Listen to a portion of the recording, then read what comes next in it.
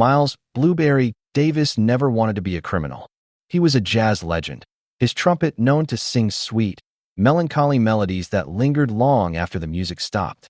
Clubs from New Orleans to Paris had begged him to play. He had lived through decades of smoky lounges and adoring crowds, but fame and genius were fickle friends. At 73, Blueberry found himself at Heathrow Airport, slumped over in a plastic chair as uniformed officers sorted through crates of muffins stacked haphazardly on the tarmac. The once dignified musician was now a headline. Jazz legend caught smuggling 150 cases of muffins into the UK. To understand why one of America's most celebrated musicians would risk everything for baked goods, you'd have to go back to the previous year. It started in New Orleans, his hometown, at a modest bakery on Bourbon Street called Sweet Jazz Muffins. Owned by his childhood friend Benny "Snaps" Monroe, the bakery made the most indulgent, luxurious muffins in the world. Blueberry had discovered them by accident. After a long night playing at the Blue Moon Lounge, he wandered into the shop at dawn. A bite of the blueberry muffin, soft, tart, and touched with a hint of bourbon glaze, brought tears to his eyes. It was perfection, pure and simple. Benny beamed with pride. "Good, ain't it?" he said, wiping flour from his hands. "They're my grandmama's recipe. Secret ingredient. A little bit of regret. Makes you savor it more." It wasn't long before Blueberry was a regular, practically living off muffins and strong coffee between shows. The trouble started when he took a few crates to his European tour. In Paris, fans didn't just want his music, they wanted those muffins.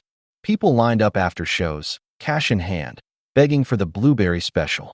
By the time he hit London, it was a full-on obsession. That's when Larry Strings Goldman, his greasy, fast-talking manager, had an idea. "Look, Miles," he said, lighting a cigarette in the cramped green room of the Smokehouse Jazz Club. "Why not bring over a big batch? Charge double, triple even. Those fancy Brits will pay anything for something this exclusive." Blueberry hesitated. Smuggling wasn't his style, but Larry was convincing. It wasn't drugs or weapons, just muffins. Harmless, delicious muffins. A week later, Blueberry found himself on a private plane with Benny's blessing and 150 cases of muffins in the cargo hold. But Heathrow Customs didn't take kindly to his sweet enterprise. Muffin contraband, they called it.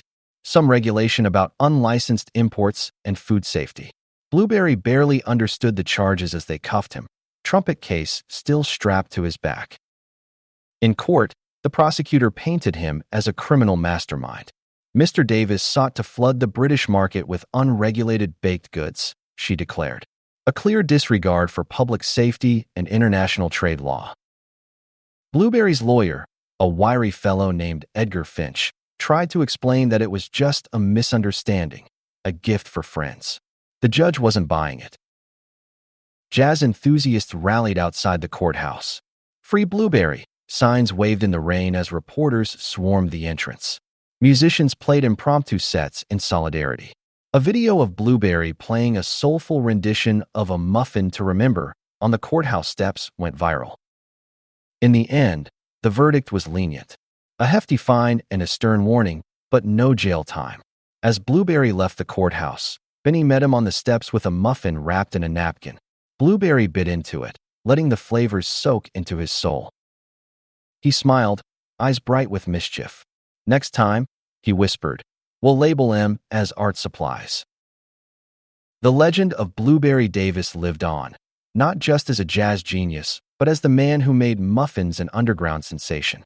People whispered his name not just in clubs, but in bakeries, where the sweet, rebellious taste of a forbidden muffin brought just a little bit of jazz into everyday life.